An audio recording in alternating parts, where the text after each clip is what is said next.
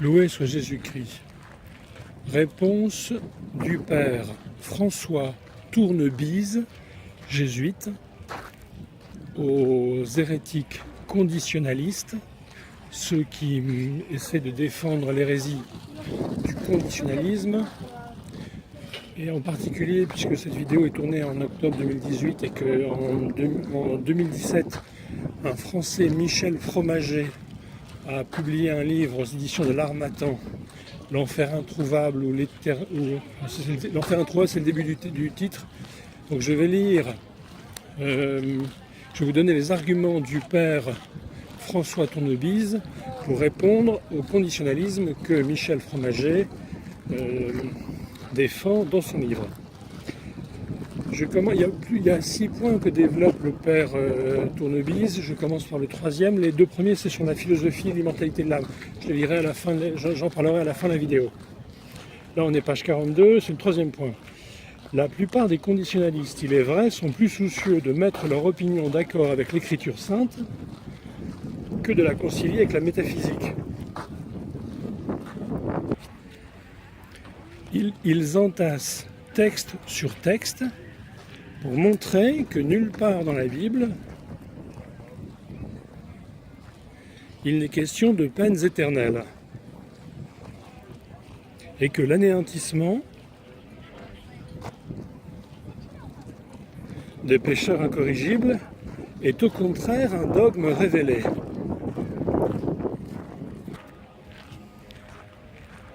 Le père Tournebise dit qu'il ne met pas en doute leur bonne foi, et qu'il lui semble qu'ils ont recours, en interprétant la Sainte Bible, à une tactique équivoque.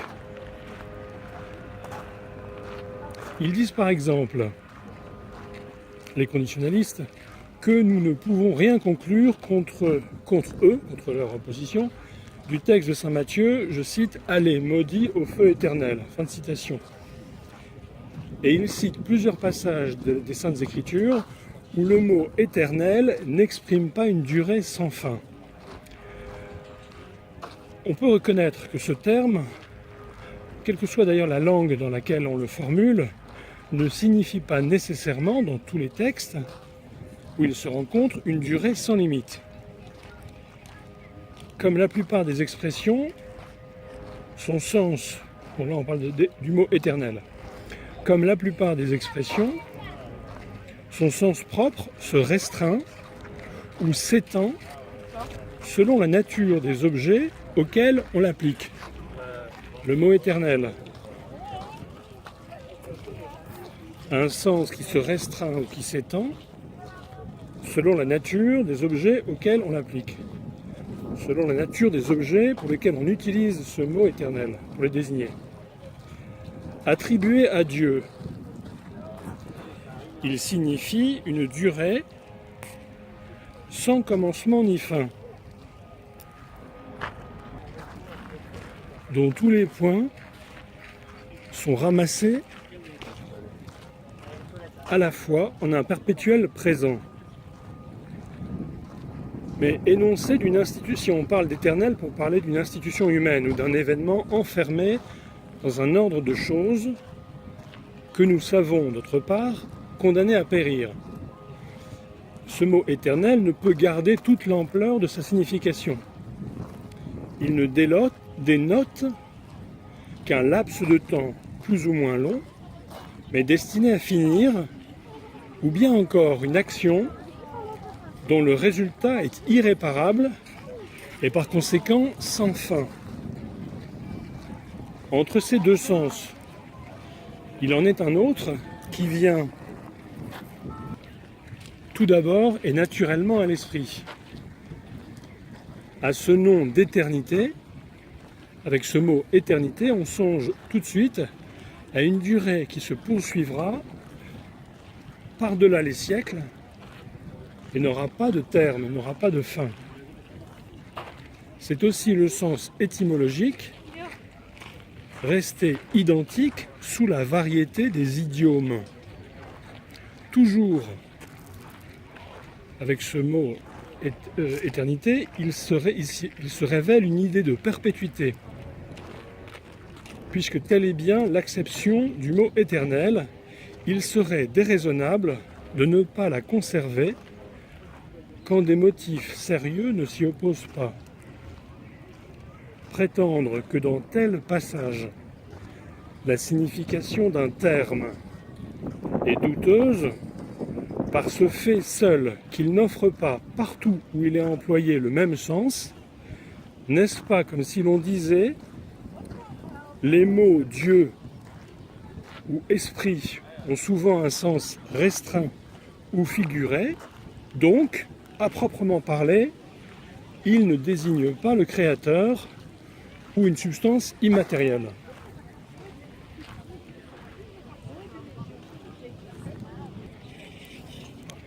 Pour ne parler actuellement que de la sentence portée par Jésus, par le juge suprême contre les réprouvés, dans l'évangile de saint Matthieu, toutes les circonstances montrent que l'éternité des peines auxquelles ces réprouvés sont condamnés retient son caractère propre et rigoureux. À ce moment, notre Seigneur Jésus-Christ donne aux hommes l'un de ses derniers et plus solennels enseignements. C'est à la fois une leçon et une sentence.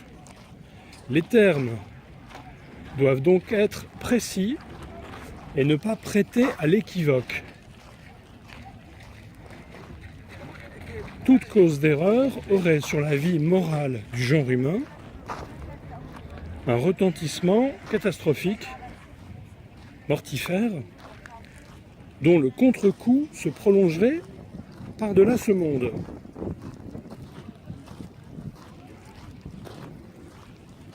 Formulée d'une façon vague, énigmatique, la sanction édictée par le Christ saisirait mollement les intelligences et n'aurait pas d'action décisive sur les volontés.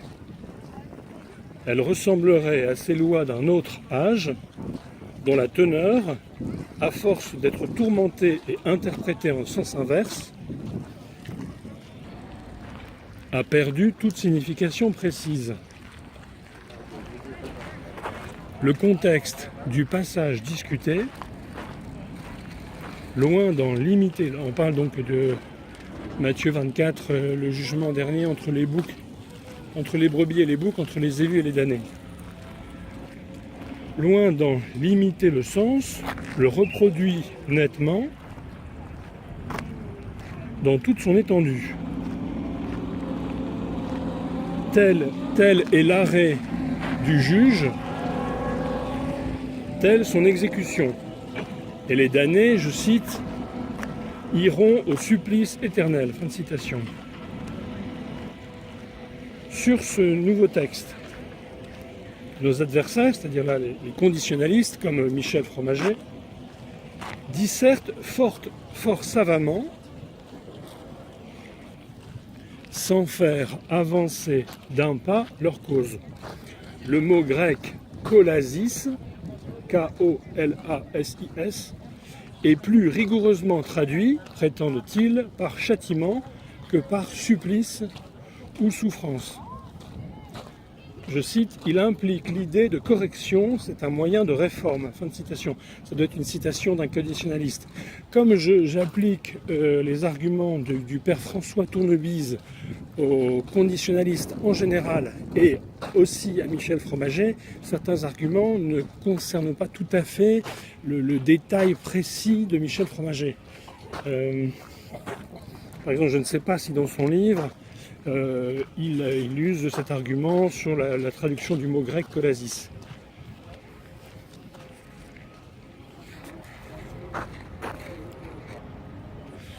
Je poursuis le texte.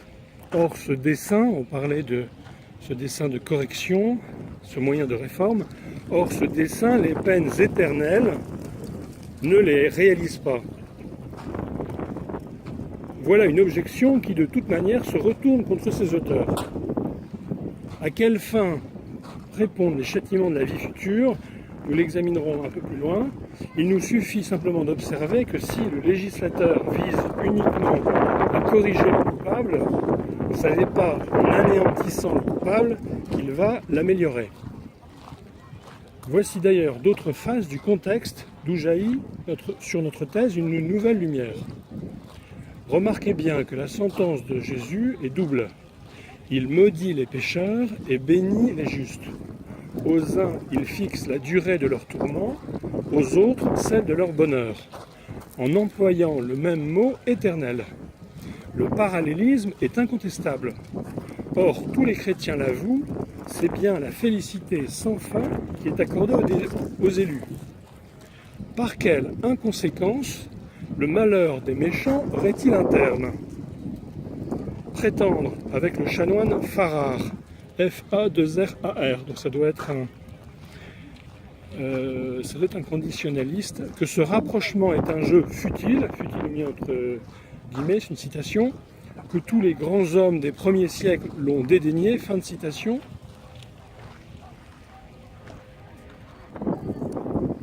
Et que l'argument qu'on en tire a été maintes fois mis en pièces. Ça doit être encore à nouveau un argument du chanoine Farrar, conditionnaliste. Je répète que, je cite, tous les grands hommes des premiers siècles l'ont dédaigné, et que l'argument que l'on en tire a été maintes fois mis en pièces, n'est-ce pas donné à penser qu'on a lu les témoignages de ces auteurs dans quelques miroirs trompeurs qui les présentaient renversés. En effet, selon saint Augustin, il est illogique, saint Augustin dit absurdum est, d'assigner un terme au supplice des réprouvés plutôt qu'à la vie bienheureuse des élus. Tel est aussi le sentiment de plusieurs autres pères de l'Église et des plus illustres théologiens. Alors ici, donc, c'est une citation en note de bas de page, il renvoie à la Cité de Dieu, le livre 21, le chapitre 23, à Saint Grégoire le Grand, le livre, ça doit être Morale sur Job, livre 4, chapitre 44, Saint Irénée contre les hérésies, livre 4, chapitre 28, numéro 2. Il renvoie à la patrologie grecque de Migne, tome 7, page 1061 à 1062. Et il cite aussi Siméon Métaphraste, sermon 14, Migne, tome 32, page 1302. Il serait facile de trouver dans l'Écriture plein de citations où le sort des damnés a pour dernier trait la perpétuité dans le malheur. Il serait facile de trouver un grand nombre de versets où les damnés, où est exprimée la perpétuité de la souffrance des damnés. Je cite Saint Jean dans l'Apocalypse, chapitre 19, verset 3, « Leurs tourments se prolongeront dans les siècles des siècles. » Fin de citation. Dans tous les passages du Nouveau Testament où se trouve cette dernière expression, rien ne nous autorise à la limiter. Cette dernière expression dont parle le Père Tournebis, c'est dans les siècles des siècles. Dans tous les passages du Nouveau Testament où se trouve cette expression, rien ne nous autorise à la limiter. Elle marque une série de siècles qui ne seront jamais épuisés. Les saints livres, c'est-à-dire la Bible, l'emploient et l'Église la redit quand elle souhaite que Dieu soit toujours glorifié. La gloire de Dieu ne peut avoir de déclin. Par ailleurs, il est dit que les pécheurs impénitents seront jetés dans la géhenne, je cite, dont le feu est inextinguible. Dont le feu inextinguible, c'est qui ne peut pas s'éteindre. Citation de l'Évangile selon saint Marc, chapitre 9, verset 44. Selon quelques partisans de l'immortalité facultative, c'est les conditionnalistes dont je parle, la parole de notre Seigneur, craignez celui qui peut... J'ai un problème. Craignez celui qui peut enlever au corps et à l'âme leur vie naturelle en les plongeant dans la géhenne. Matthieu 10, 28. Équivaudrait à celle-ci, craignez celui qui peut ravir au corps et à l'âme leur vie naturelle en les plongeant dans les feux de la géhenne. Ils essaient de justifier cette interprétation nouvelle en soutenant que l'expression du texte grec « apolésaï », rendue dans la Vulgate par perdere, signifie « faire périr » ou « exterminer ». Cette interprétation serait non pas certaine, mais possible, s'il n'était solidement établi d'autre part que l'âme est immortelle. Apolésaï, comme perdere dans la Bible, signifie parfois faire périr, parfois perdre physiquement ou moralement, corrompre, égarer ou tourmenter. Ainsi, les démons chassés par Jésus se plaignent que Jésus soit venu les perdre avant le temps. Évangile selon saint Luc, chapitre 4, verset 34. L'expression est la même. Or, évidemment, ce que redoutent les démons, c'est la souffrance et non pas l'anéantissement. Ce qu'ils redoutent, c'est la douleur. Qu'on appelle, si l'on veut, cet état d'une âme condamnée au feu de la géhenne, je cite, une privation de vie, une véritable mort, ou comme parle l'Apocalypse, une seconde mort, on ne peut pas y voir, avec les conditionnalistes, un anéantissement complet.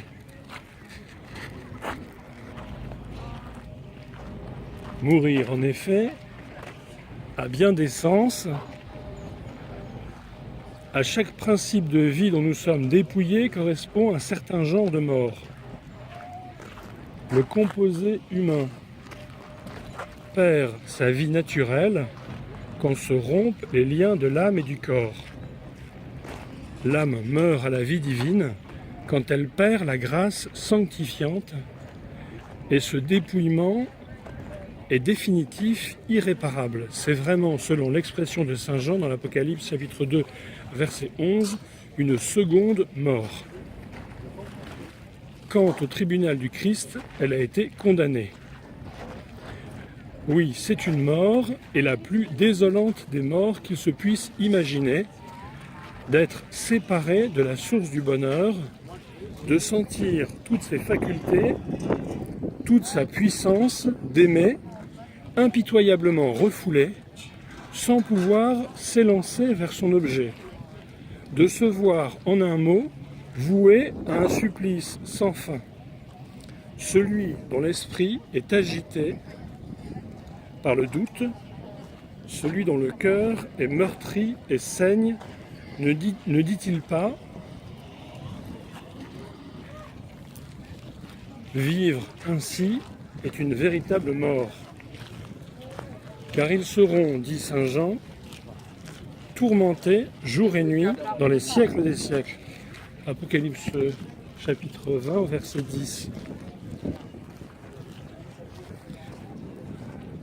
Ces termes si clairs nous donnent la clé de son langage et montrent que la seconde mort dont saint Jean parle n'est pas l'anéantissement, mais une souffrance perpétuelle.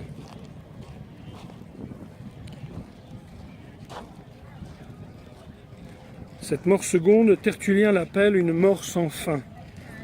Eternitas occisionis. Je ne suis pas sûr de... C'est occisionis dans son livre La résurrection de la chair, chapitre 35.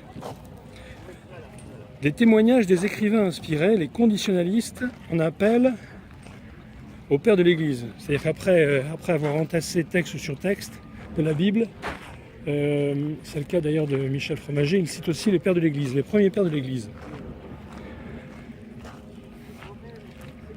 Ceux-ci auraient vu dans l'expression de mort seconde un synonyme du mot anéantissement, et ils auraient admis par conséquent l'immortalité conditionnelle ou facultative. Eh bien, la lecture attentive de leurs œuvres nous oblige à souscrire à la conclusion opposée. Ce que nous concédons toutefois, c'est qu'il ne faut pas demander aux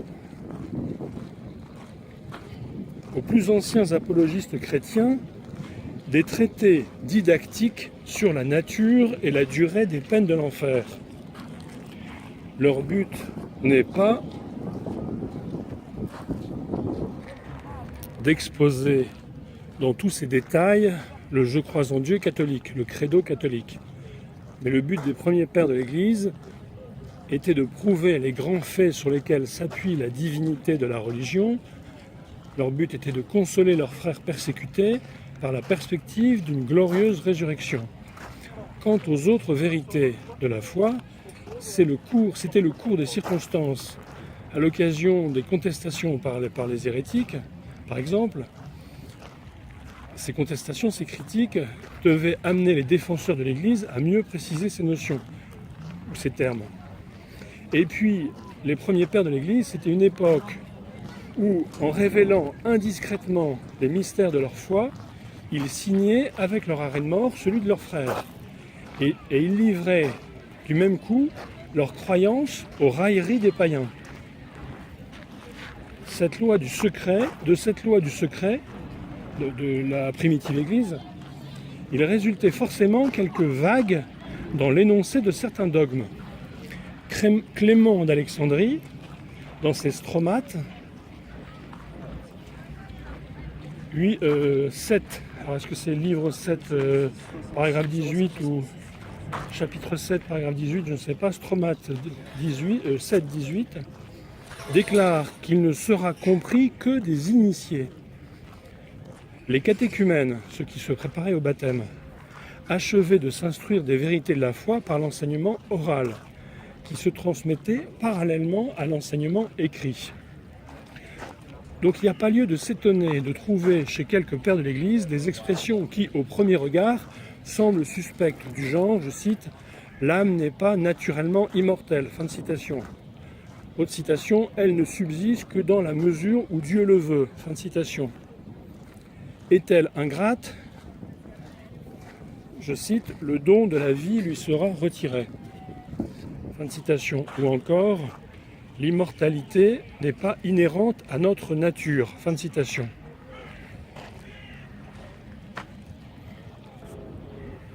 Elle est un don que Dieu, je cite, alors ça commence par « est un don », est un don que Dieu n'accorde qu'à ceux qui l'ont mérité. Fin de citation.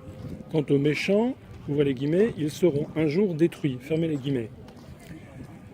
Arrachés à leur cadre naturel et groupés ensemble, ces textes forment un réquisitoire serré contre l'immortalité naturelle de l'âme.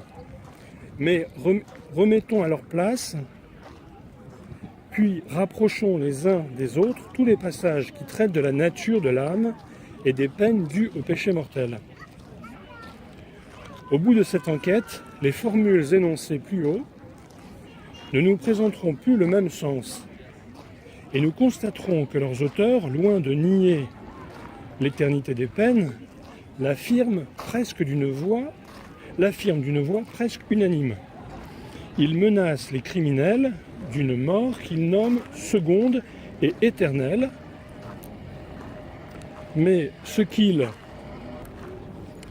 expriment par ces termes bibliques, c'est d'abord la mort spirituelle, la perte irréparable de la vie divine que n'alimentera plus la grâce. C'est ensuite l'éternelle privation de tous les biens sans lesquels il n'y a pour un être vivant ni épanouissement ni bonheur. C'est enfin, avec le désespoir, une incessante agonie.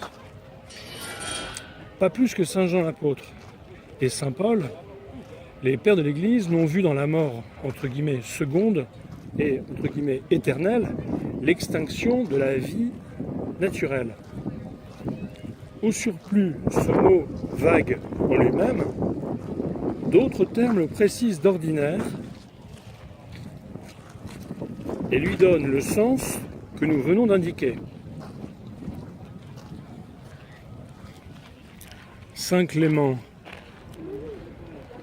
menace les prévaricateurs d'une mort éternelle, mais il les voue en même temps à un supplice éternel, auquel rien ne les arrachera. C'est extrait de la deuxième lettre aux Corinthiens, chapitre 6, 7 et 8. Le mot grec, c'est la phrase grecque ouden, emas, rusetai, ektes, aioniou, kolastheos, virgule, ean, parakou, somen, ton, entolon, otou. Migne, patrologie grecque, tome 1, page 337 et page 335-338.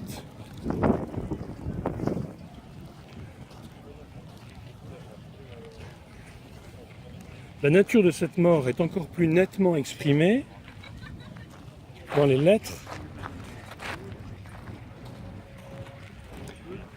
des prêtres et des diacres d'Achaïe, A-C-H-A-I-E, sur le martyre de Saint-André.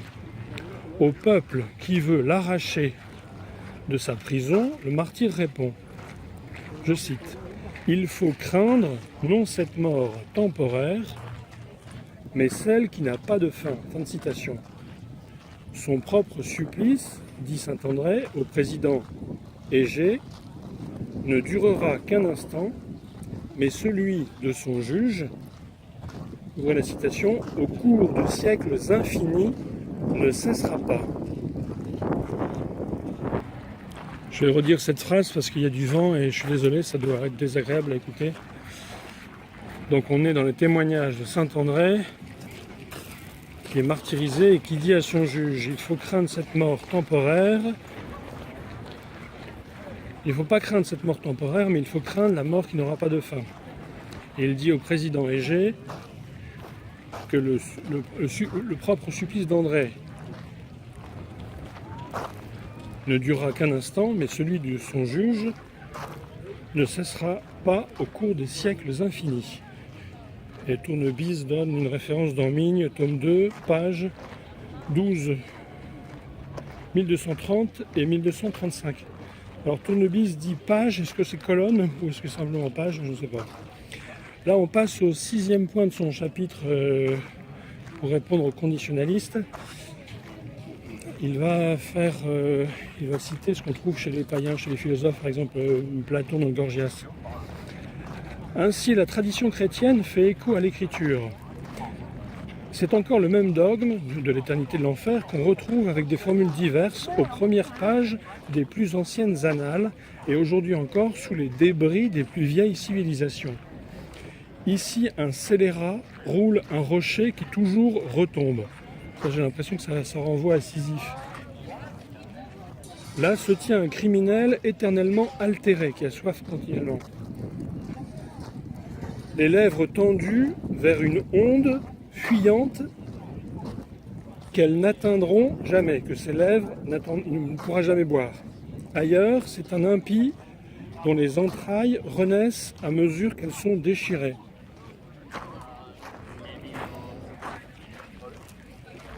Par un vautour, déchiré par un vautour. Le sage Platon, le philosophe Platon, répète la réponse que lui ont transmise les sages des siècles antérieurs.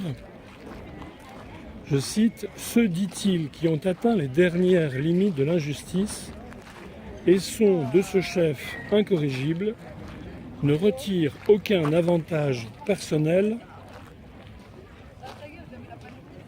de leur grand et perpétuel tourment, mais leur vue instruit les autres criminels. » C'est une citation du Gorgias, chapitre 81. Une citation.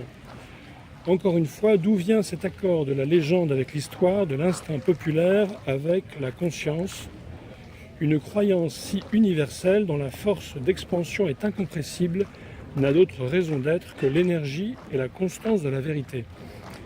Donc là se finit le paragraphe 6, dans les pages 49 du livre du père Tournebise. Je vais retourner pour citer les deux premiers paragraphes qui traitent des arguments philosophique, métaphysique contre l'hérésie, l'erreur conditionnaliste. Donc je reprends page 39, c'est le début du chapitre et page 38, à la fin, là, en bas de la page 38.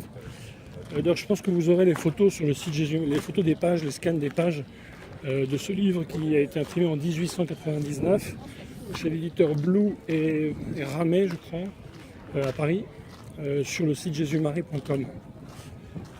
Les conditionnalistes conviennent avec nous que cette doctrine d'une épreuve ultra-terrestre, c'est-à-dire après la Terre, après la mort, en tant qu'elle aboutit à une réconciliation finale du vice et de la vertu, est insoutenable et a toujours été condamnée par l'Église.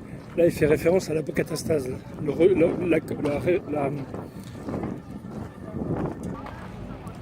le rétablissement de tous les démons et des pécheurs, l'apocatastase. Pour ne pas admettre l'éternité des peines, il s'avise d'un biais, B-I-A-I-S, qui suscite non moins de graves difficultés, et leur biais, leur ruse, ne s'accorde ni avec une philosophie saine, ni avec la Sainte Écriture, ni avec la tradition. Ils ont sur la nature humaine une doctrine qui est une sorte de transaction avec le matérialisme et le panthéisme. Selon les uns, l'homme est composé d'un triple élément, l'âme, l'esprit et le corps. L'âme, comme le souffle de vie qui anime les bêtes, périt avec le corps. Quant à l'esprit, ce serait un principe plus noble, mais impersonnel. Ce serait un fragment de la substance invisible. Ce serait un fragment de la substance invisible qui reviendrait se perdre en Dieu. L'activité de l'âme, disent les plus habiles théoriciens du conditionnalisme, diminue par degrés jusqu'à zéro, comme l'avait imaginé Kant, le philosophe Kant. En toute hypothèse, la personnalité humaine du pécheur obstiné et même la conscience individuelle serait anéantie. Ainsi, disent-ils, se concilient avec la justice de Dieu les droits de toute créature, car la vie étant un privilège, ne pourrait pas être moins enviable que l'anéantissement. Enfin, cette sanction de l'anéantissement s'accorderait parfaitement avec la loi qui préside au développement et au dépérissement de la vie, et avec les grands principes de la sélection naturelle qui régissent le monde spirituel comme le monde matériel, au sommet comme à la base de l'échelle des êtres, il n'y a que les plus vaillants qui survivent.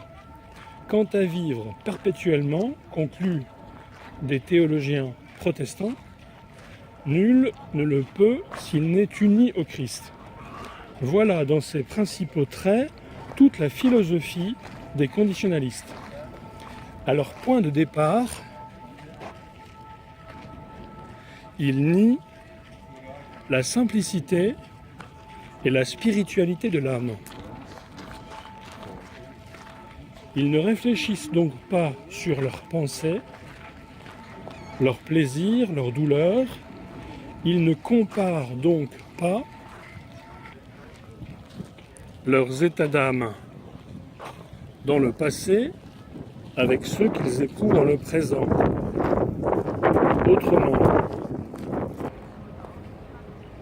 Autrement, ils seraient bien obligés de reconnaître en eux un principe indivisible et persistant, puisqu'à tout instant, il perçoit les phénomènes psychiques les plus opposés, un principe immatériel, puisqu'il n'est pas soumis à la loi de la matière qui est la fatalité, puisqu'il se complaît dans un monde et au milieu d'objets qui n'ont ni forme, ni couleur, ni pesanteur, comme la justice, la vérité et Dieu. Supposer que la vie d'un tel principe puisse décroître jusqu'à mourir complètement, c'est oublier que mourir indique un dépérissement, une usure, la défaite d'une énergie devant des forces opposées. C'est du moins sous cette figure que nous concevons la mort. Or, une substance immatérielle ne possède pas de quantité. Elle ne peut donc ni s'user, ni s'amoindrir, ni s'affaiblir en se heurtant contre des forces opposées. Même si la prétendue loi de sélection régnait dans le monde organique, cette loi de la sélection n'aurait pas cours dans le monde spirituel, au sens où l'entendent les conditionnalistes. L'âme étant immortelle de sa nature, Dieu qui ne violente pas les tendances constitutives des êtres, se doit à lui-même de la conserver. L'âme étant immortelle de sa nature, Dieu qui ne violente pas les tendances constitutives des êtres, se doit à lui-même de la conserver, cette immortalité de nature. Et l'homme qui reçoit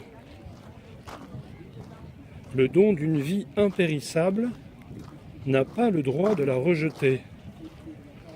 Elle est un privilège, sans doute, mais un privilège imposé et auquel sont annexées diverses obligations envers le maître souverain, que toute créature doit servir et honorer. Voilà pourquoi, si dure que soit l'existence, la supporter est un devoir. Elle ne cesse jamais d'être un poste qui nous a été confié pour glorifier Dieu et donner au prochain, à défaut d'autre assistance, l'exemple fortifiant de la résignation. Celui qui déserte ce poste, donc là, Tournebise nous compare la vie chrétienne à une vie de soldat engagé dans l'armée, dans un combat, dans une guerre. Celui qui le déserte avant d'en avoir reçu l'ordre est un lâche soldat qui se dérobe à une tâche fatigante ou périlleuse. S'il n'était pas en notre pouvoir d'éviter en vivant un malheur éternel, nous pourrions, je le comprends, demander à Dieu, au nom de sa justice, d'être anéanti. Celui qui a reçu un fardeau trop lourd pour ses épaules est excusable de s'en décharger. Mais Dieu est là, qui nous regarde et nous aide, ne permettant pas que sous le poids de la vie, nous soyons écrasés. Il y a un verset de Saint Paul, justement, je crois que c'est dans la lettre aux Corinthiens, où il dit que Dieu ne permet jamais que nous soyons tentés au-delà de nos forces. Et c'est vraiment un point, si je fais une parenthèse, c'est vraiment un point fondamental entre les catholiques et toutes sortes d'hérétiques. C'est le désespoir face à la capacité de l'homme à vivre les commandements, les 10 commandements. Luther a précisément, une des hérésies de Luther, c'est précisément de dire qu'on ne peut pas vivre les commandements, en particulier les commandements qui regardent la vie affective et sexuelle. Le 6e commandement, tu ne seras pas adultère. Et le 9e, tu ne désireras pas la femme de ton voisin, ni son âne, ni son serviteur. C'est vraiment le christianisme authentique enseigne que Dieu donne la force d'être fidèle à sa femme, de l'aimer tout jusqu'à ce que la mort le sépare les époux, donne la force de vivre l'évangile. Alors page 41, le deuxième point, ainsi l'homme qui cherchera la mort sera trompé, dépouillé de son corps, il continuera de vivre. Il ne parviendra même pas à ce sommeil de l'âme à cet oubli total où la vie n'a plus conscience d'elle-même et qui est l'image de la mort. En faisant de l'esprit, je cite, un élément impersonnel, fin de citation, détaché de, je cite, la substance divine, fin de citation, et qui retourne s'y réunir, on accumule en quelques mots beaucoup d'erreurs et de contradictions. Si quelque chose de spirituel survit à la désagrégation du composé humain, c'est apparemment une substance. Et cette substance que l'on dit apte à se réunir à Dieu, pur esprit, n'est pas inerte. Cette substance n'est pas inerte. Elle comprend, elle réfléchit, elle veut, elle aime, elle se connaît et se distingue des autres substances. Parler d'un esprit impersonnel, c'est parler d'un cercle carré. Rien n'existe physiquement qui ne soit individuel. Et la partie la plus noble de nous-mêmes, étant irréductiblement simple et douée d'intelligence, conserve forcément et reconnaît son identité sous des affections incessamment renouvelées. Retiré et comme concentré en ce qu'il a de plus intime et de plus excellent, le sujet pensant se rend compte de ses mérites et de ses démérites passés, de ses joies et de ses peines actuelles. Son état présent est l'écho de sa vie. Cette solidarité reconnue entre l'existence terrestre et la vie d'outre-tombe, l'au-delà, est nécessaire. Du moment que l'âme n'a pas conscience de subir une peine méritée, la sanction dépourvue de son caractère moral n'existe plus. En résumé, que le pécheur soit anéanti ou qu'il ne reste de lui quand se brisent ses liens visibles qu'une force aveugle impersonnelle, dans les deux cas, la loi morale et la justice de Dieu sont également désarmées. C'est le sommeil ou le néant que le criminel convoite et vers lequel il s'élance pour s'arracher aux conséquences naturelles de son crime, qui sont les tourments du corps et le remords de la conscience. Donc fin de les arguments du père François Tournebise, jésuite. C'est la fin du paragraphe 2, on est page 42.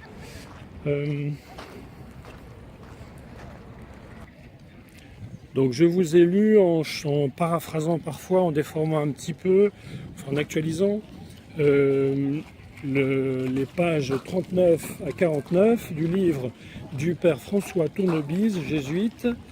Le titre est « Opinion au pluriel du jour sur les peines d'outre-tombe ».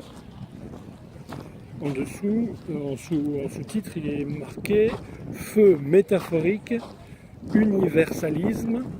C'est l'hérésie selon laquelle tout le monde serait sauvé, au sujet de laquelle je conseille de lire le livre du père Christophe Cruigène, « Peut-on espérer un salut universel » aux éditions Parole et Silence, une thèse de doctorat en théologie magistrale qui démontre qu'il y a bien des êtres humains qui ont été damnés, qui sont actuellement damnés en enfer et qui le seront pour l'éternité. Donc feu métaphorique, universalisme, conditionnalisme, mitigation.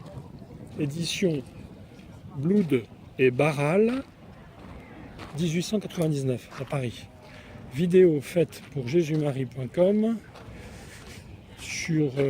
Cette vidéo sera mise sur différents sites de partage de vidéos, notamment YouTube, sur le compte jésusmarie.com.